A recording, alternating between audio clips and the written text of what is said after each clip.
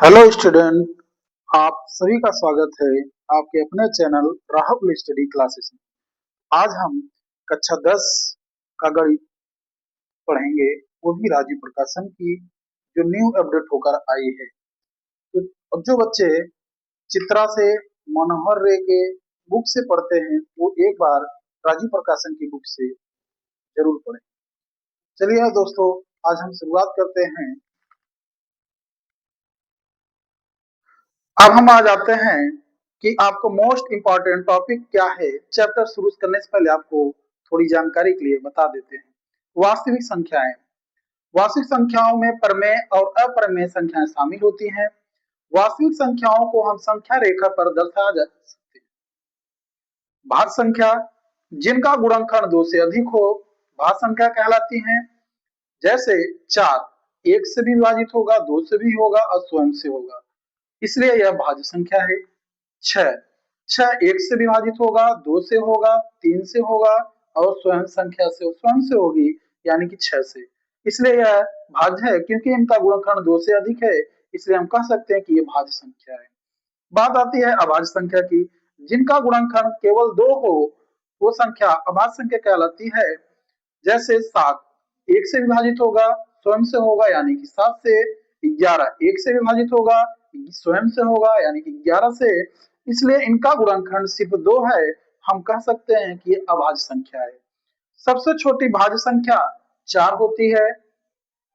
सबसे छोटी अभाज्य संख्या 2 होती है। 2 तो होती है, लेकिन यह एक सम संख्या भी है और सबसे छोटी भी संख्या है। एक अंकों की सबसे छोटी भी संख्या अभाज्य संख्या क्या होती है, तो 2 ही होती है। हम आते हैं सबसे छोटी भाज्य संख्या और अभाज्य संख्या का गुणनफल क्या होता है, 8 होता है, जो 4 और 2 का गुणनफल है। 4 क्या है, भाज्य संख्या है। 2 क्या है, अभाज्य संख्या है। दो लगातार संख्याओं का एचसीएफ क्या होता है, 1 होता है। दो अभाज्य संख्याओं का पी तथा क्यू हो और उनका एलसीएम पूछे तो क्या होता है, पी गुणे क्यू।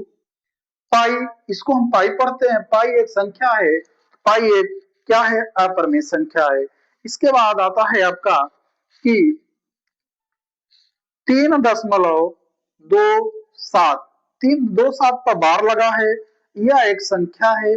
कभी कभी आपका बहुविकल्पी में पूछता है, तो 3.27 पर बार लगा है, यह संख्या है, एक परमेय संख्या है। क्योंकि यह संख्या रिपीट होगी और इसको हम p बटा q के रूप में बदल सकते हैं, इसलिए क्या है, परमेय संख्या। अब आप आपका है आपका दशमलव प्रसार। दशमलव दशमलव प्रसार, तो दशमलव प्रसार में क्या होता है आपको बताया जाएगा। दशमलव प्रसार में आपका होता है, एक होता है आपका शांत दशमलव, एक होता है शांत दशमलव और एक होता है अशांत दशमलव। एक क्या होता है, अशांत दशमलव, एक होता है अशांत दशमलव। अशांत दशमलव क्या होता है, अशांत दशमलव क्या होता है, इसके बारे में हम आपको बताएंगे। शांत दशमलव जैसे कि आपका हो गया 0.4, ये शांत है। और ये कैसी शांत दशमलव है, इसको हम बोलेंगे परिमेय है। कैसा संख्या है ये, परिमेय संख्या है। तो परिमेय संख्या है आपका ये। अशांत में 2 होती है।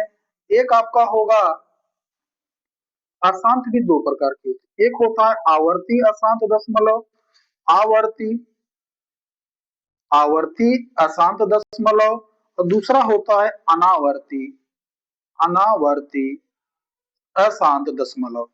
आवर्ती शांत दशमलव क्या होता है, 0.333 आगे भी जाएगा, यानी कि हम यहाँ इसको लिख सकते हैं 0.3 बार। तो ये भी क्यों कैसी संख्या है, ये भी आपका है परमेय है। ये कैसी संख्या है, परमेय संख्या है। क्यों परमेय संख्या है, क्योंकि इस संख्या का रिपीट हो रहा है, इसको हम p बटे q के रूप में लिख सकते हैं, इसलिए ये क्या है, परमेय संख्या। अनावर्ती में क्या है, 0.234 आगे भी अब संख्या आपकी रिपीट नहीं होगी। अनावर्ती का मतलब है 0 के बाद 0.234, आगे भी हो सकता है 5 आए, 7 आए, 0 आए, मतलब ये भी संख्या रिपीट नहीं होगी। और रिपीट नहीं होगी तो ये अनावर्ती अशांत दशमलव के रूप में जाएगी। और अनावर्ती अशांत दशमलव को हम कैसी परमेय संख्या मानते हैं, तो हम इसको अपरमेय संख्या कहते हैं। इसको क्या कहते हैं? अपरमेय संख्या होगी। तो गाइज ये आपका एक नंबर में, पेपर में आपको एक नंबर में पूछता है। तो अब हम आपको बताएंगे कि अपरमेय संख्या होने के शर्त क्या हैं, कि कैसे अपरमेय संख्या होगी। अपरमेय संख्या, अपरिमेय, अपरमेय होने के शर्त, अपरमेय होने के शर्त, अपरमेय होने के शर्त क्या है? पहला कंडीशन है आपका, पहला आपका है परिमेय, परिमेय प्लस अपरिमेय जोड़ेंगे तो क्या हमें मिलेगा? अपरिमेय मिलेगा। क्या मिलेगा? अपरिमेय। जैसे आपका एग्जाम्पल आप देख लीजिए, 3 plus under root 2, 5 plus under root 3, ये क्या है? अपरमेय संख्या। यानी परमेय अपरमेय को हम जोड़ेंगे तो हमें क्या मिलता है? अपरमेय संख्या मिलेगी। दूसरा आपका है परिमेय, परिमेय माइनस अपरिमेय। यानी कि हम परिमेय में से अपरिमेय संख्या को घटाएंगे तो भी हमें अपरिमेय संख्या ही मिलेगी, अपरिमेय संख्या मिलेगी। जैसे आपको कह दें 5 माइनस अंडर रूट 5, आपको कह दें 2 माइनस अंडर रूट 3, तो ये सब क्या है? परमेय में यदि अपरमेय संख्या को घटाया जा रहा है तो भी हमें परमेय मिलेगा, यदि जोड़ा जाएगा तो भी परमेय मिलेगा, अपरमेय मिलेगा। अब आपको परमेय, यदि हम परमेय संख्या गुणे अपरमेय संख्या करते हैं तो भी हमें क्या मिलता है? तो भी हमें अपरमेय संख्या ही मिलेगा। यदि हम परमेय में अपरमेय का गुणा करेंगे तो भी क्या मिलेगा? अपरमेय ही मिलेगा। जैसे आपको कह दे 5 गुणे अंडर रूट 2, क्या मिलेगा? 5 अंडर रूट 2। 5 अंडर रूट 2 क्या है? अपरमेय संख्या। अगला है आपका परमेय में यदि हम, परिमेय में यदि हम अपरमेय संख्या का भाग देंगे तो भी हमें क्या मिलता है? आपको मिलेगा अपरिमेय संख्या ही मिलेगा। जैसे क्या मिलेगा? आपका एग्जाम्पल में है 5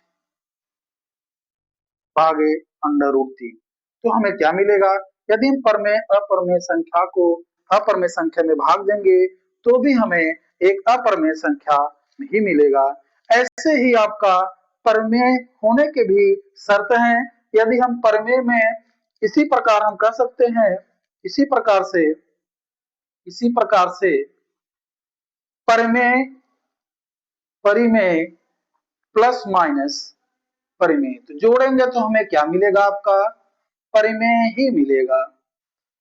परिमेय में यदि, परिमेय में यदि हम प्लस करेंगे तो भी परिमेय मिलेगा, परिमेय में अगर हम माइनस यानी घटाएंगे तो भी परिमेय मिलेगा, और परिमेय में यदि हम आपका गुणा करेंगे तो ही परिमेय मिलेगा, भाग करेंगे तो भी परिमेय ही मिलेगा। तो बच्चों गणित बहुत ही आसान है, बस अभ्यास की जरूरत होती है। अगर आप रोज थोड़ा अभ्यास करेंगे तो गणित आपको जरूर समझ में आएगा।